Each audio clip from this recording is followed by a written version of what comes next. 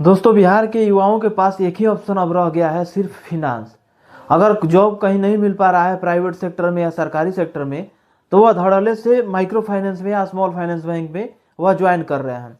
लेकिन ज़्यादातर लोग फील्ड ऑफिसर में जब ज्वाइन कर रहे हैं सेल्समैन के तौर पे, ज्वाइन करने से पहले एक मन में सवाल रहता है। वह क्या चीज़ रहता है कि हमको इंसेंटिव कितना मिलेगा। ज़्यादा लोग इंसेंटिव पे ही निर्भर रहते हैं। और क्यों रहते हैं, आप लोग को बता देना चाहता हूँ कि जो सैलरी इसमें बेसिक सैलरी रहता है 8,000, 9,000, 10,000 या 12,000, इससे ज़्यादा बेसिक सैलरी नहीं रहता है।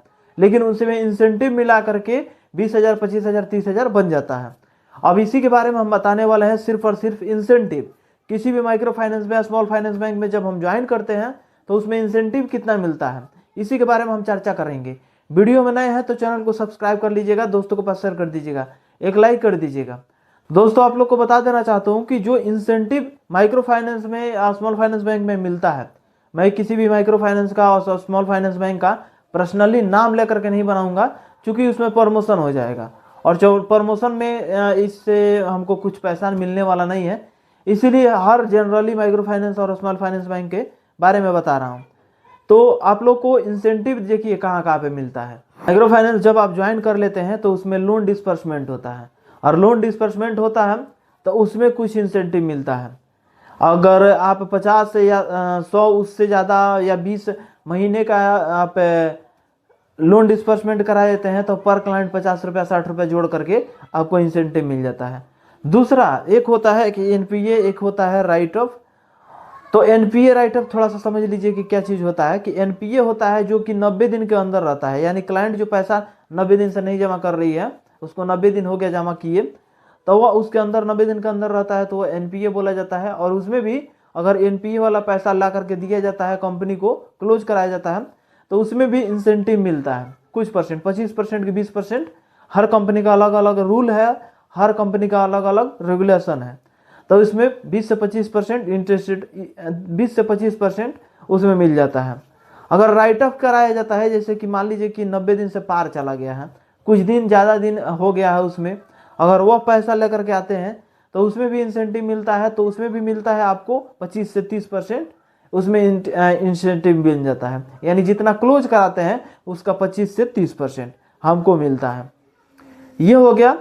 एक और होता है इंसेंटिव के तौर पे, जैसे कि मान लीजिए कि टाइमली आप पोस्टिंग करा दिए, निकले हैं कलेक्शन में फील्ड में, और मीटिंग जितना मीटिंग मिला हुआ है, 3 मिला हुआ है, 4 मिला हुआ है, वो मीटिंग को डन कर दिए 1 बजे से पहले, 12 बजे से पहले, तो उसमें भी इंसेंटिव मिलता है।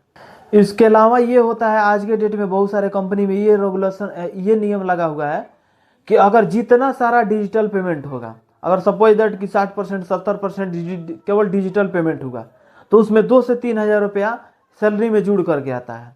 क्योंकि डिजिटल पेमेंट क्या चीज़ होता है कि एक पासबुक मिला रहता है कंपनी की तरफ से, जो क्लाइंट लोन लेती है उसको एक पासबुक मिला जाता है, उसी पे चढ़ता है कि कितना रुपया जमा की, किस डेट में जमा की, ईएमआई के तौर पे जो ईएमआई का डेट होता है उसमें जमा करती है। तो जो फील्ड ऑफिसर जाता है वहाँ पे साइन करता है। तो उसमें अगर डिजिटल पेमेंट करता है, अपने मोबाइल के जरिए वह पेमेंट करता है, आपको हाथ में कैश न दे करके डिजिटली पेमेंट करता है, तो उसमें भी 2 से 3,000 रुपया इंसेंटिव मिल जाता है। यानी टोटल मिला करके फ्यूल का, इंसेंटिव का, सब इंसेंटिव मिला करके, सैलरी मिला करके 25,000, 20,000 सैलरी बन जाता है। अब फ्यूल का किसी किसी कंपनी का ये रूल रहता है कि अगर किसी किसी कंपनी में अगर ज्वाइन करिएगा तो उसमें किलोमीटर के हिसाब से मिलता है, पर किलोमीटर 2 रुपया जोड़ करके मिलता है। लेकिन किसी किसी कंपनी में क्या होता है कि अगर आप जो है एक फिक्स कर दिया जाता है कि 25,000 मिलेगा या 3,000 मिलेगा या 3500 या 4500, फ्यूल का एक फिक्स अमाउंट रहता है। लेकिन किसी किसी कंपनी में किलोमीटर के हिसाब से रहता है, 2 रुपया प्रति किलोमीटर के हिसाब से।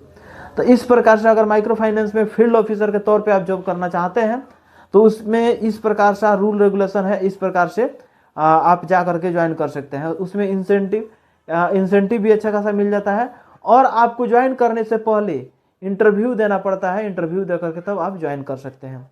आशा करता हूं कि आप लोग को इंसेंटिव के बारे में अच्छे से समझ में आ गया होगा। अगर समझ में आ गया होगा तो एक लाइक कर दीजिएगा, दोस्तों के पास जरूर शेयर कर दीजिएगा। मिलते हैं अगले वीडियो में। नमस्कार, जय हिंद।